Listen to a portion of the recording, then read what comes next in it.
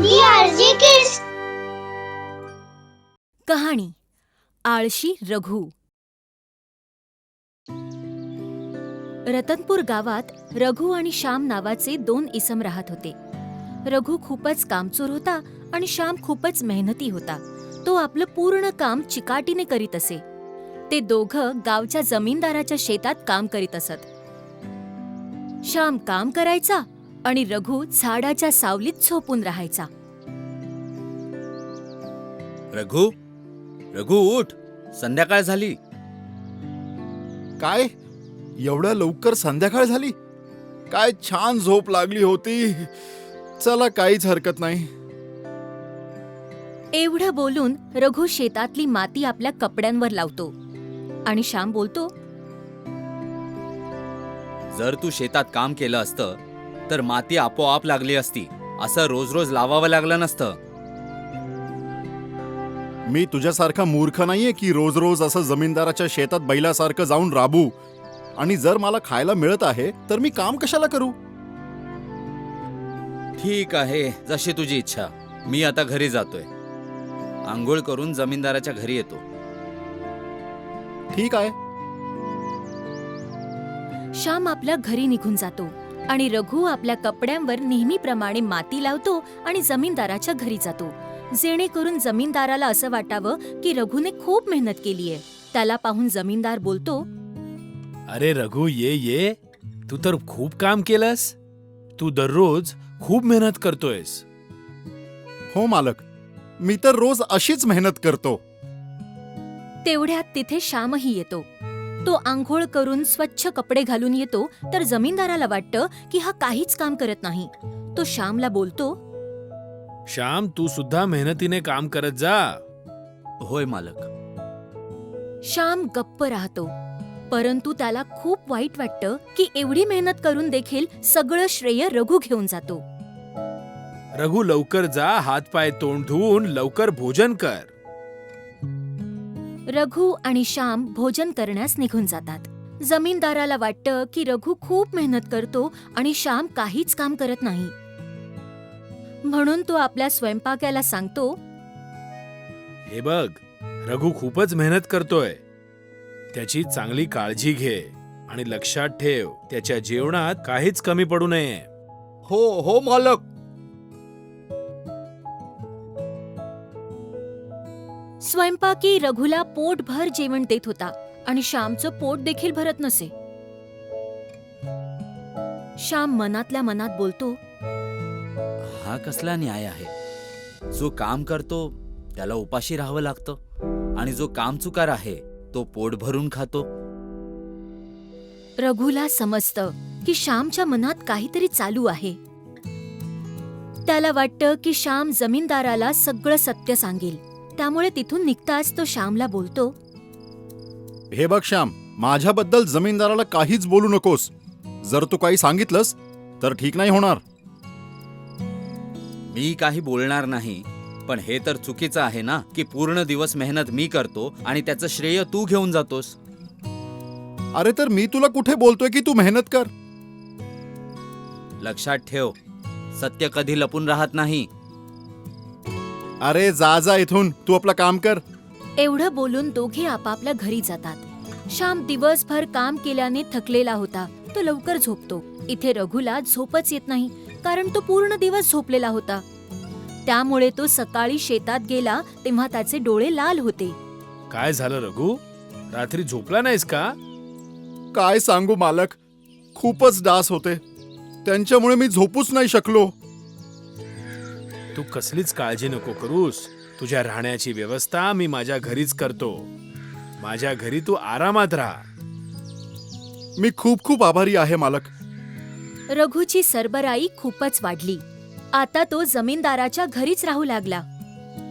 आता तो खूपच खुश होता. त्याचं जीवन मजेत चाललं होतं. शेतात जाऊन झोपत असे आणि श्याम प्रामाणिकपणे काम करीत असे. एक दिवस जेवताना स्वयंपाक्याने पाहिलं की रघु अन्न वाया घालवतोय. रघु, काही दिवसांपासून मी बघतोय की तू ताटातलं अन्न टाकून देतोयस. जेवढं खायचंय तेवढंच वाढवून घेत जा.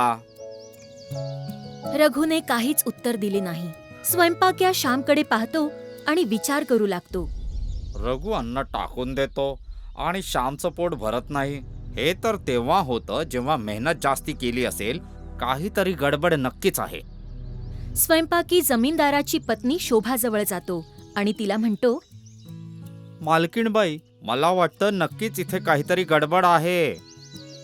काय झालं? कसली गडबड? स्वयंपाकी तिला श्याम आणि रघुच्या जेवणाची गोष्ट सांगतो. अच्छा, असं घडतंय तर आता तर सत्याचा उलगडा केलाच पाहिजे.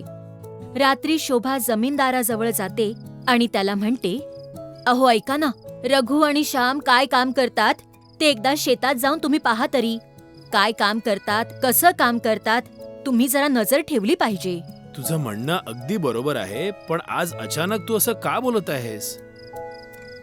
तेव्हा शोभाने जमीनदाराला सगळी गोष्ट सांगितली. त्यावर जमीनदार म्हणाला, तुझं म्हणणं तर बरोबर आहे. एकदा स्वतःच्या डोळ्याने पाहिलं तर बरं होईल. दुसऱ्या दिवशी जमीनदार कोणालाच न सांगता गुपचूप शेतावर गेला. दुरून त्याने पाहिलं की श्याम खूप मेहनतीने काम करतो आहे.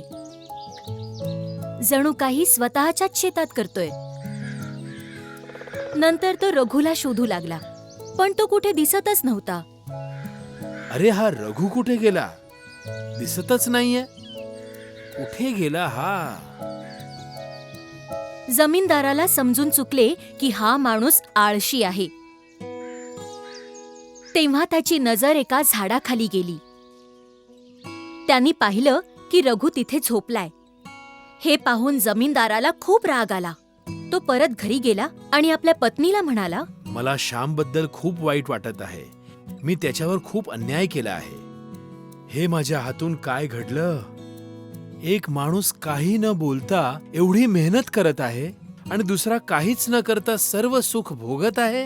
मी श्यामला ओळखू शकलो नाही. तो भला माणूस माझ्या जमिनीला स्वतःची जमीन समजून काम करत आहे आणि मी त्याला पोट भरून जेवण देखील दिलं नाही. खूप मोठा अपराध झाला आहे माझ्या हातून. हो, खूप मोठी चूक झाली आहे तुमच्या हातून. तुम्ही श्यामला काही दुसरं काम द्या. त्यामुळे तुमचा पश्चाताप देखील कमी होईल आणि त्याची मेहनत सफल होईल. हो, तू बरोबर बोलत आहेस. शोभाचं बोलणं ऐकून जमीनदाराला बरं वाटलं. संध्याकाळी जेव्हा रघु आणि श्याम त्याच्याकडे आले तेव्हा जमीनदार रघुला म्हणाला, रघु, आत्ताच माझ्या खोलीत ये. तुझ्याशी मला महत्वाचं बोलायचं आहे. मालक, माझ्या शरीरावर खूप माती लागलीये, त्याला साफ करून घेतो. पूर्ण दिवस खूप मेहनत केलीये मी. चालेल ना? नाही नाही, माझ्या खोलीत ये आत्ताच. जमीनदार एवढं बोलून आपल्या खोलीत जातो. रघुला काहीच समजत नाही. अचानक काय झालं? रघु भीत भीतच जमीनदाराच्या खोलीत जातो. जमीनदार त्याला म्हणतो, तुझं अजून एक काम राहिलेलं आहे. कोणतं काम मालक? जा आणि श्यामचे पाय धरून माफी माग. मालक, हे काय बोलताय तुम्ही? मी तुमच्या शेतात पूर्ण दिवस एवढी मेहनत घेतली आहे, तर त्या बदल्यात तुम्ही मला त्याचे पाय धरायला का सांगत आहात? फालतूची बडबड बंद कर. किती दिवसांपासून तू खोटं बोलत आहेस? मला मूर्ख बनवत आहेस. आज मी माझ्या डोळ्याने पाहिलं आहे की तू काय मेहनत करत आहेस. तू एक नंबरचा आळशी आहेस, काम चुकार आहेस. तू या क्षणापासून या घरातून निघून जा. तुला मी आता कामावर ठेवणार नाही. तेवढ्यात तिथे श्याम येतो आणि हे सगळं ऐकतो. तो जमीनदाराचे पाय पकडून म्हणतो, मालक, असं करू नका. त्याला कामावरून नका काढू. दया करून रघुला अजून एक संधी द्यावी मालक. मला पूर्ण विश्वास आहे की रघुला स्वतःची चूक समजली असेल.